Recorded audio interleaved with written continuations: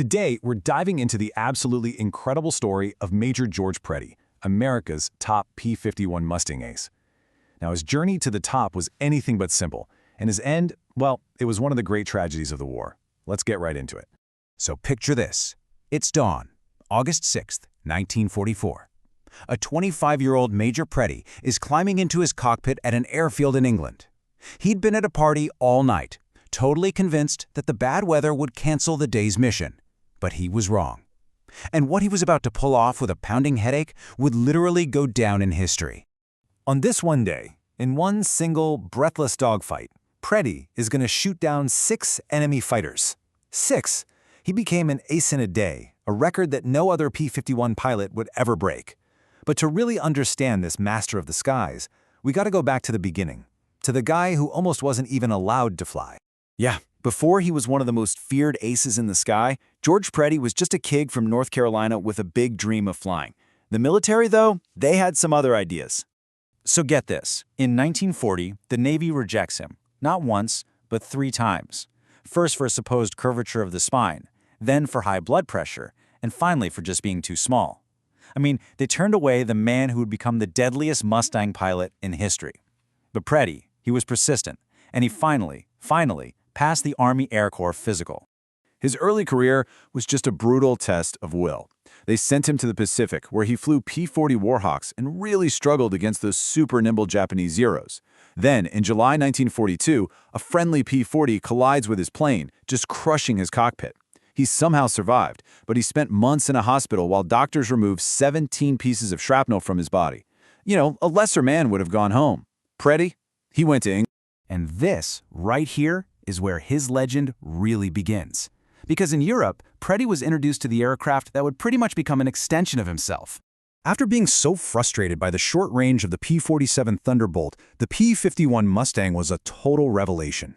I mean, finally, he had a plane that could fly all the way to Berlin and back, taking the fight right to the enemy's doorstep. He had found his perfect weapon. And that weapon? It came with a revolutionary piece of tech, the K-14 gyroscopic gun sight. It used a gyroscope to automatically figure out the correct deflection, or lead, for hitting a turning target.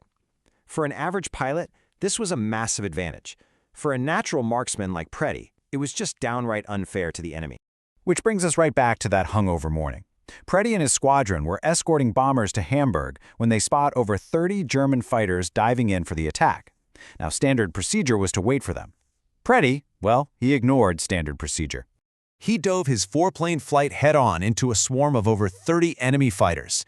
What happened next was just pure carnage. In less than 40 seconds, he destroyed 2 of them. Then he outturned a 3rd, chased down and shredded a 4th, and after a brief patrol, he found and destroyed 2 more. 6 kills in a single flight. It was just an astonishing display of aggression and pure skill. That incredible feat made him a hero back home, of course, but after a war bond tour he absolutely despised, Preddy returned to England, and he was ready for a new challenge, this time as a leader. So they gave him command of the 328th Squadron, a unit with a really serious morale problem. These guys were the lowest scoring outfit in the entire group, and his job was to turn them around. He didn't give some big rah-rah speech, he just told them their job was to destroy German aircraft, and then he went out and showed them how. And the results, they were immediate and they were staggering. On November 2nd, just days after he took command, Preddy led the 328th into combat. They shot down 25 enemy planes. 25! That was an all-time record for any squadron in the 8th Air Force for a single mission. In 1 week, he had turned the worst squadron into the best, simply by leading from the front. But as 1944 was coming to a close, the war on the ground took a really desperate turn. The Germans launched their last great offensive, the Battle of the Bulge. Preddy's squadron was moved to a forward airfield in Belgium, just miles from the fighting. The conditions there were just a nightmare. The chaos of the battle created this extreme paranoia. You had German commandos operating behind American lines, and friendly fire was a constant threat. So, the standing order for the anti-aircraft gunners was simple, and it was deadly. If you can't identify it, you shoot it down. So, think about this for a second. George Preddy had survived everything the Luftwaffe could throw at him for 3 years. In a dogfight, he was untouchable.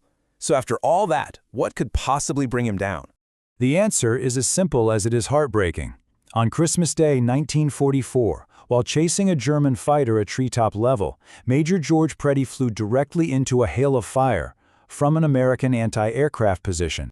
His P-51 was hit, and he was killed instantly.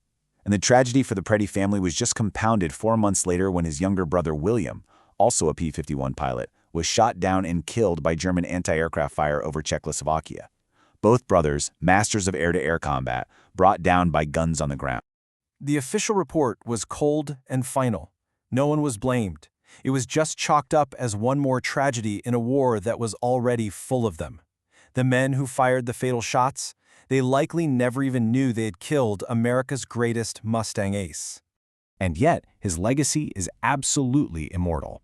With a final official score of 26.83 aerial victories, George Preddy remains the undisputed top P-51 ace of all time. It's a record that stands to this day. You know, it really leaves us with a difficult question. Preddy's life was one of incredible resilience and unparalleled skill. But his death, it's a brutal reminder that in the absolute chaos of war, heroism doesn't guarantee a hero's end. And maybe, just maybe, that makes his sacrifice even more profound.